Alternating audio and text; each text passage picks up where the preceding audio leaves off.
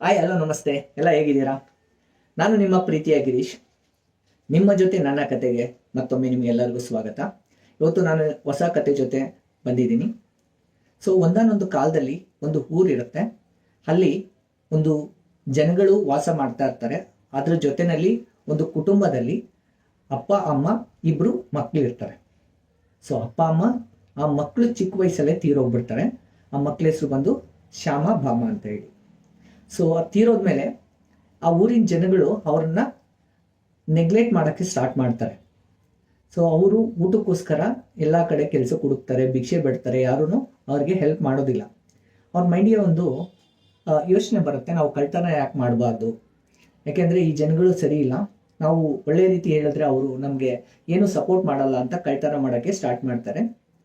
ಆ ಥರ ಮಾಡ್ತಾ ಮಾಡ್ತಾ ಕೆಲವು ತಿಂಗಳುಗಳು ಕಳೆಯುತ್ತೆ. ಒಂದು ದಿವಸ ಕಳ್ತನ ಮಾಡಬೇಕಾದ್ರೆ ಒಬ್ಬ ಹಳ್ಳಿಯವನ ಕೈಲಿ ಆ ಇಬ್ಬರು ಹುಡುಗರು ಸಿಕ್ಕಾಕೊತಾರೆ. ಅವನು ಊರವ್ರನ್ನೆಲ್ಲ ಸೇರಿಸಿ ಮರಕ್ಕೆ ಕಟ್ಟಿಸಿ ಹೊಡಿಸ್ತಾನೆ. ಅದಾದ ನಂತರ ಅವನ್ನ ಕತ್ತೆ ಮೇಲೆ ಇಬ್ಬರನ್ನ ಕುಂಡಿಸ್ಬಿಟ್ಟು ತಲೆ ಬೋಳ್ಸಿ ಹಣೆ ಮೇಲೆ ಕೇಕೆ ಅಂತ ಹೇಳಿ ಪ್ರಿಂಟ್ ಮಾಡಿಸ್ತಾರೆ. ಕೇಕೆ ಅಂದರೆ ಕಳ್ಳ ಕದಿಮರು ಅಂತ ಅರ್ಥ. ಅದಾದಮೇಲೆ ಆ ಮೆರವಣಿಗೆ ಆದಮೇಲೆ ಆ ಊರಿನವರು ಆ ಹಣೆಯಲ್ಲಿ ಇರೋದ್ರಿಂದ ಅವರು ಎಲ್ಲರೂ ಇವರು ಕಳ್ಳನ ಮಕ್ಕಳು, ಇವ್ರ ಜೊತೆ ನಾವು ಅವ್ರಿಗೆ ಹೆಲ್ಪ್ ಮಾಡಬಾರ್ದು ಅಂತ ಎಲ್ಲರೂ ಅವ್ರನ್ನ ಅವಾಯ್ಡ್ ಮಾಡ್ತಾ ಇರ್ತಾರೆ. ಇದೇ ಥರ ಆಗ್ತಾ ಇದ್ದಾಗ ಕೆಲವು ದಿವಸ ಆದಮೇಲೆ ಶ್ಯಾಮ್ ಅನ್ನೋನು ಆತ್ಮಹತ್ಯೆ ಮಾಡ್ಕೊಂಡು ಸತ್ತೋಗ್ಬಿಡ್ತಾನೆ. ಅವಮಾನ ತಾಳಕ್ಕಾಗ್ದಿರ. ಭಾಮನ್ಗೂ ಅವಮಾನ ಆಗುತ್ತೆ, ಅವನಿಗೂ ನೋವಾಗುತ್ತೆ. ಅವನು ಯೋಚನೆ ಮಾಡ್ತಾನೆ, ನಮ್ಗಿರೋದು ಒಂದು ಲೈಫು, ನಾವು ಯಾಕೆ ಹಾಳು ಮಾಡ್ಕೊಬೇಕು ಅಂತ ಹೇಳ್ಬಿಟ್ಟು ಅವನು ಬೇರೆ ಊರಿಗೆ ಹೋಗ್ತಾನೆ. ಅಲ್ಲಿ ಹೋಗಿ ಕೆಲಸ ಹುಡುಕ್ತಾನೆ. ಒಂದು ದಿವಸಕ್ಕೆ ಸಿಗುತ್ತೆ, ಒಂದು ದಿವಸ ಸಿಗಲ್ಲ. ಕೆಲವು ಸರಿ ಅಲ್ಲಿ ಆ ದೇವಸ್ಥಾನದ ಹತ್ರ ಜಗಲಿ ಮೇಲೆ ಮಲಿಕೊಂಡು ಕೆಲವರು ಪ್ರಸಾದ ಕೊಡ್ತಾರೆ, ಅದನ್ನು ತಿನ್ಕೊಂಡು ಜೀವನ ಮಾಡ್ತಾ ಇರ್ತಾನೆ. ಹಂಗೆ ತಿಂಗಳುಗಳು ವರ್ಷಗಳು ಉರುಳುತ್ತೆ. ಹಂಗೆ ಅವನಿಗೂ ವಯಸ್ಸಾಗುತ್ತೆ. ಬಟ್ ಅವನು ಅಲ್ಲಿ ವಯಸ್ಸಾದಾಗ ಅವನಿಗೆ ಏನು ಕೆಲಸ ಮಾಡೋಕ್ಕಾಗದೇ ಇದ್ದಾಗ ಒಂದು ಜಗಲಿ ಮೇಲೆ ಕೂತ್ಕೊಂಡು ಬಂದವ್ರಿಗೆ ಹೋದವ್ರಿಗೆ ಒಂದು ಹಿತ್ತ ನುಡಿನ ಹೇಳ್ತಾ ಇರ್ತಾನೆ. ಅಲ್ಲಿ ಊರವರು ಅವನ ಹಿತ್ತ ನುಡಿಗಳನ್ನ ಕೇಳಕ್ಕೆ ಅಂತಾನೆ ಬರ್ತಾ ಇರ್ತಾರೆ. ಒಂದು ದಿವಸ ಒಬ್ಬ ಭಕ್ತನಿಗೆ, ಆ ಅನುಯಾಯಿಗೆ ಒಂದು ಡೌಟ್ ಬರುತ್ತೆ.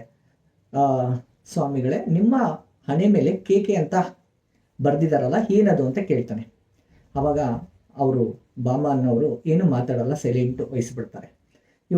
ಅವ್ರಿಗೆ ನಾವು ಈ ಕ್ವಶನ್ ಕೇಳೋದ್ರಿಂದ ಬೇಜಾರಾಗಿದೆ ಅಂದ್ಬಿಟ್ಟು ಅವರು ಏನೋ ಕ್ವಶನ್ ಕೇಳಿದರೆ ಸ್ಟಾಪ್ ಮಾಡಿಬಿಡ್ತಾರೆ. ಅವರು ಅಸ್ಯೂಮ್ ಮಾಡ್ಕೊತಾರೆ, ಇದು ಕೇಕೆ ಅಂತ ಹೇಳಿದ್ರೆ ಈ ಕಾಲದ ಒಬ್ಬ ದೊಡ್ಡ ವ್ಯಕ್ತಿಗೆ ಆ ಥರ ಒಂದು ನೇಮ್ ಬರ್ದಿದ್ದಾರೆ ಅಂತ ಹೇಳಿ ತಿಳ್ಕೊಂಡು ಅದೇ ಥರ ಅವರೇ ಫೇಮಸ್ ಆಗಿಬಿಡ್ತಾರೆ, ಕಾಲಜ್ಞಾನಿ ಅನ್ನೋ ಥರ. ಅದಾದಮೇಲೆ ಅವರು ಮರಣ ಹೊಂದ ಮೇಲೆ ಅವ್ರಿಗೆ ಒಂದು ದೇವಸ್ಥಾನ ಕಟ್ಟಿ ಅಲ್ಲಿ ಪೂಜೆ ಮಾಡೋಕ್ಕೆ ಸ್ಟಾರ್ಟ್ ಮಾಡ್ತಾರೆ. ಇದು ಒಂದು ಕತೆ.